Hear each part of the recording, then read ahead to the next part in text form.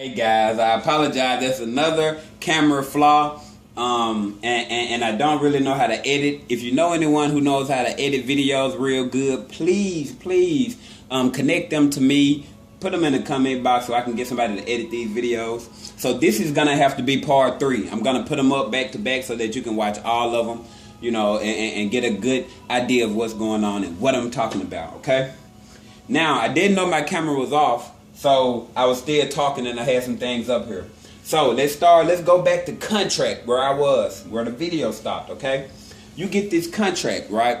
The seller tells you, you ask the seller, what is your bottom line? Now they're gonna come in, they may come in, it's according on your sellers, and you will learn about this the more you get into wholesale real estate. Now, you're gonna have to negotiate with your seller. Sometimes you will, sometimes you won't. Most times you will. And you negotiate with your seller, and let's just say your seller say, look, I need $20,000. You can give me $20,000 for this property after everything, then I'm happy.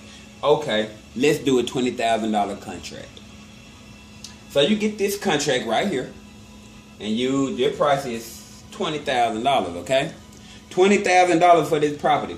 So you do your research on this. And when I say research, I mean whatever the address is, 123 Main Street. You look it up on Google. First thing you do is go to Google, 123 Main Street. Whatever results come up, you look at every single link. All of them are going to give you a different estimated value. You get those. Some may say 80,000. Some may say 75,000. Some may say 60,000. Some may even say 100,000. Now, when you get spreads like that, those are good spreads. That's what you're looking for. Because wholesale real estate, we always want discounts. Whenever you get a discount, what is a good discount? At least 50%. At least. Okay? You have to get the property at 50% for it to be considered wholesale real estate. If you do the calculation on the things that you buy from wholesale stores, and you count each product, and you see how much they selling these products for in the store, then you will see that they are discounted close to 50%. Okay? So if you can get this house at least, if this is 50% of what it's worth, which means if the house is worth 40,000, 40 something thousand, you got a good deal. So let's say for this example, let's say that the house is worth $60,000, okay? Which means you have a great deal. The house isn't in too bad of a condition. It's decent. It may need some upgrading, but there's no damage. There's no holes in the wall. The plumbing is there. The electrical is there. The HVAC, all those things are there. All it needs is cosmetic work, okay? Updating the property. Come in, do some new paint. Put some new wood in if you want, you know, things like new floors, new countertops, things like that. Not necessary, but are I can't think of the word, but they're not necessary, but they are wanted. Okay, they are favorable because they will give more value to the property, and it'll be easier to get a renter inside. So let's get back on it. The property is worth $60,000. Okay, you have a contract on it at $20,000. So you find a buyer. And there's many ways of finding buyers. Easy way, Craigslist. You're going to run into more wholesalers and you're going to run into cash buyers. You run into a cash buyer and you get it on contract. So now you have this contract over here. Now you make another contract. And this one will be for your buyer. Your buyer says, hey, okay, it's worth $60,000 and how much you want to sell it for? You say, well, it's not in that bad a condition, so I want to go for 35, 30 or 35. Let's do 35.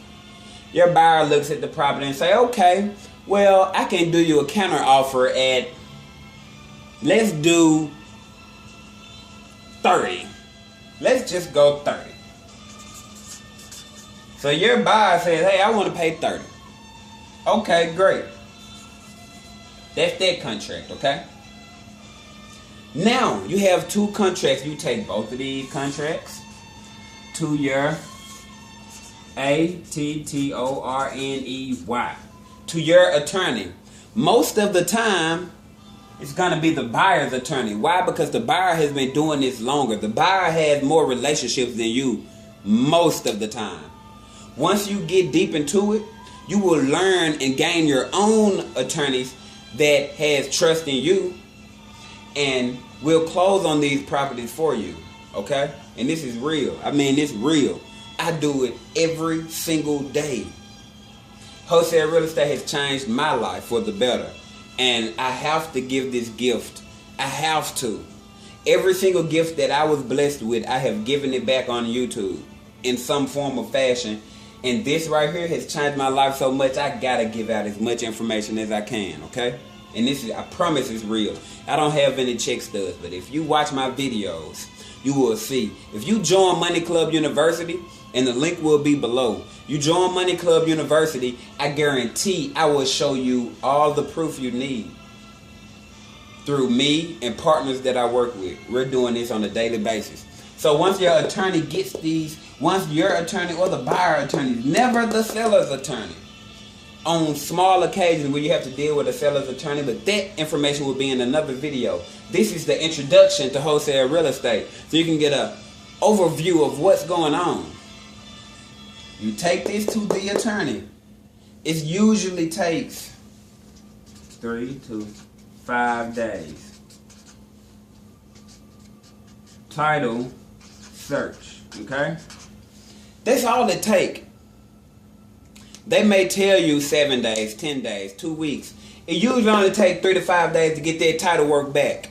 According on if it's all sorts of weird things going on, mortgages, loans, deaths, power of attorneys, all these different things that can stop it. But for example purpose, for this video purpose, I'm gonna say this is a clear title home. The owner has paid it off, has not taken out any loans, do not owe anybody. The deed is in her name and she's ready to sell. Now, after these 5 days, usually your buyer puts the money in an escrow account. That will also be on another video, and I will explain what an escrow account is and the pros and cons of an escrow account, and gaining your own escrow account with some reputable company. Okay? So after the 5 days, let's go max 5 days, the property title has came back and it's clean, it's clear, ready to close. So what you're gonna be doing is these 2 contracts, it's gonna be a double close.